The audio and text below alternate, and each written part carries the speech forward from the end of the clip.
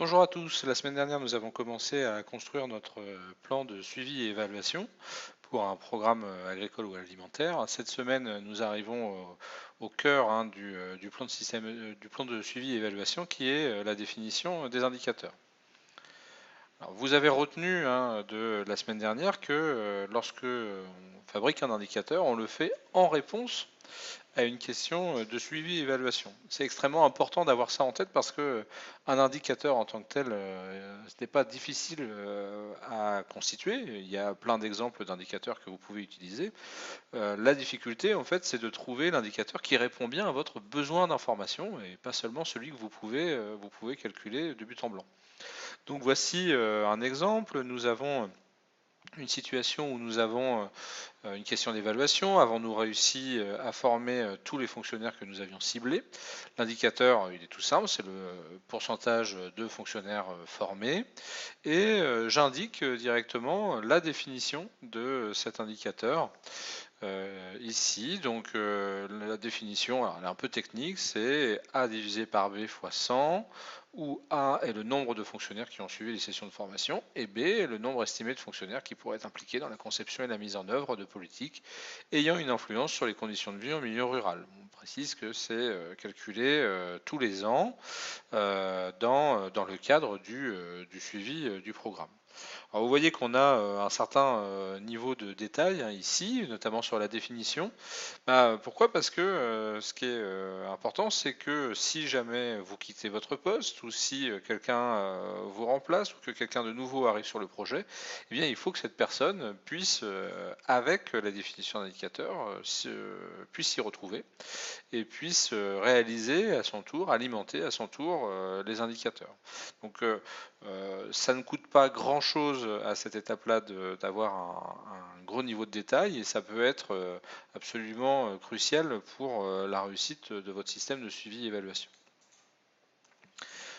Une fois qu'on a ces bases, on poursuit en particulier en indiquant les sources des indicateurs élémentaires. Et les sources ici, ce sont les rapports d'activité du programme. Je pars du principe que le projet dans lequel il y a les sessions de formation rende compte du nombre de participants. Donc c'est cette information-là que je vais trouver dans les rapports d'activité. Et puis pour le nombre estimé de fonctionnaires qui pourraient être impliqués dans la conception et la mise en œuvre de politiques ayant une influence sur les conditions de vie dans le milieu rural, j'ai une analyse des besoins qui a été faite lors de la phase de conception et puis que je revois chaque année suite à consultation du gouvernement. Alors de nouveau, ces sources peuvent vous sembler évidentes à vous maintenant qui concevez votre système de suivi et évaluation. Mettez-vous dans la peau de quelqu'un qui arrive sur le sujet, plus vous serez précis sur les sources d'information, plus ce sera facile à utiliser.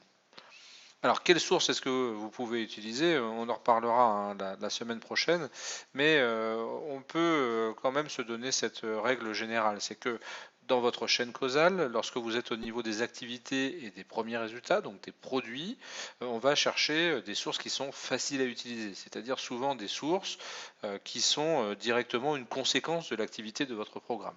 Typiquement ici, le nombre de fonctionnaires qui ont suivi les sessions de formation. Si vous demandez au formateur de collecter cette information à chaque session, ce sera extrêmement facile de l'obtenir.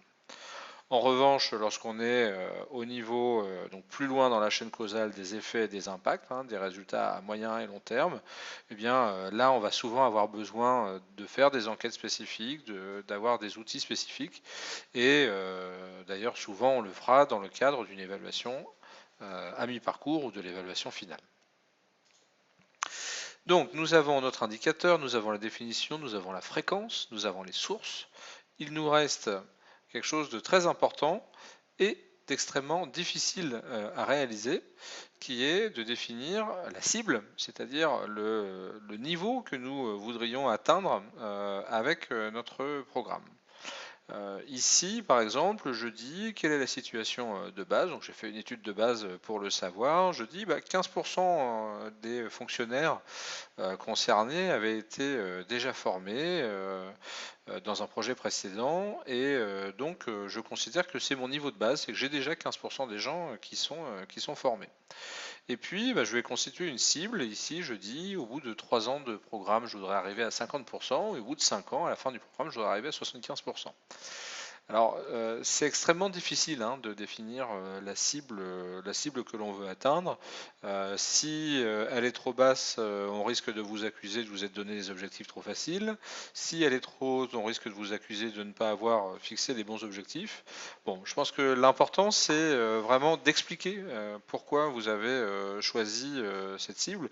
Ici, on dit bah, pourquoi 75%. Je pourrais former tout le monde, hein, j'ai les moyens pour le faire, mais la cible change chaque année, et puis j'ai des fonctionnaires qui ne veulent pas se former, qui refusent de venir à la formation. Du coup, avec 75%, je considère que j'ai une cible ambitieuse, mais qui est une cible qui est atteignable également, et donc j'aboutis à ce niveau-là. Pour ma part, je vous conseille également d'être capable de changer cette cible, de changer ce niveau à atteindre, en particulier dans la première année du programme, si vous vous rendez compte que soit elle est beaucoup trop facile à atteindre et qu'elle sera atteinte en 1 an au lieu de 3 ou 5, soit qu'elle sera extrêmement difficile à atteindre et qu'il vaut mieux être prudent.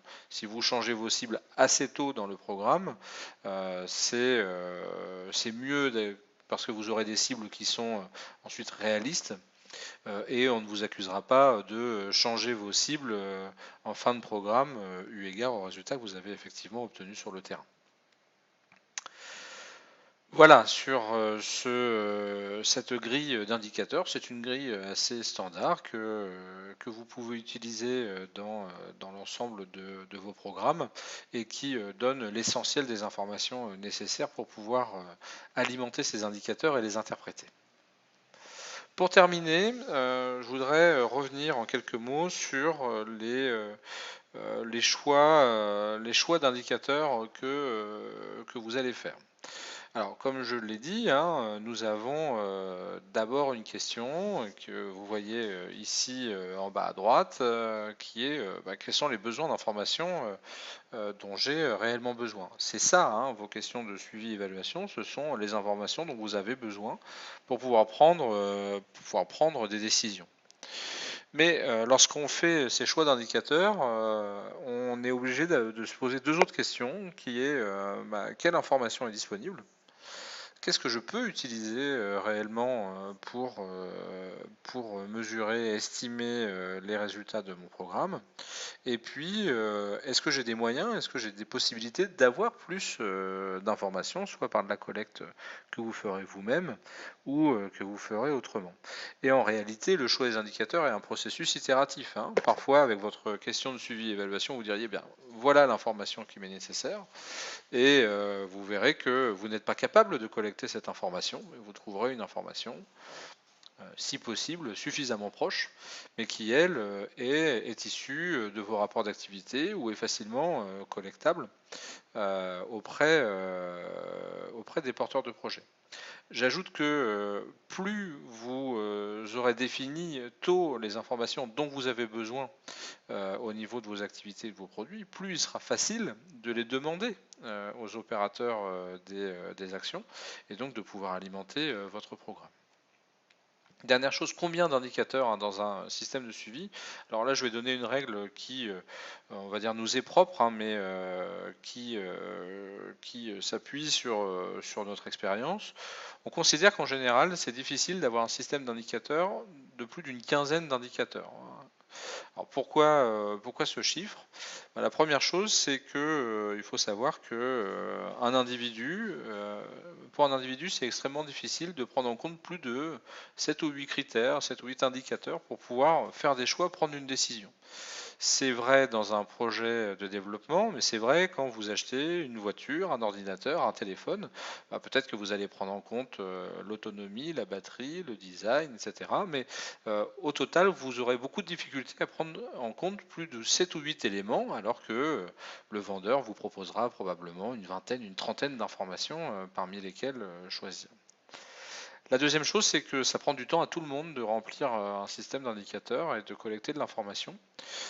Du coup, c'est important de faire des choix pour que chacun sache qu'il travaille pour quelque chose qui va être utile.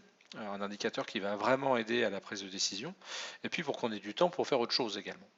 Et le mécanisme de faire des choix peut vous sembler frustrant lorsque vous avez beaucoup d'indicateurs, beaucoup d'informations, mais c'est la première étape pour prendre des décisions basées sur des faits, c'est-à-dire que vous allez vraiment vous poser la question, quelles sont les informations dont j'ai vraiment besoin pour prendre des décisions, et nous en revenons à notre question ici.